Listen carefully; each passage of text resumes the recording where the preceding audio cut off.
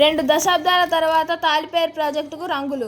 1,23,00,000 వ్యయంతో తాలిపేరు ప్రాజెక్టుకు రంగులు వేసే పనులు చేపట్టిన ఇరిగేషన్ అధికారులు.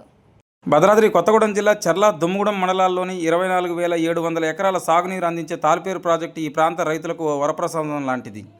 1,23,00,000 వ్యయంతో తాలిపేరు ప్రాజెక్టుకు రంగులు వేసే పనులు చేపట్టిన ఇరిగేషన్ అధికారులు.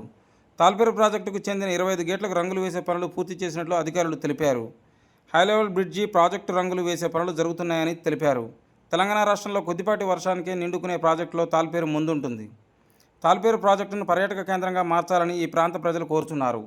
చూస్తూనే ఉండండి. మరిన్ని వార్తల కోసం మన ప్రజాగొంతుక న్యూస్.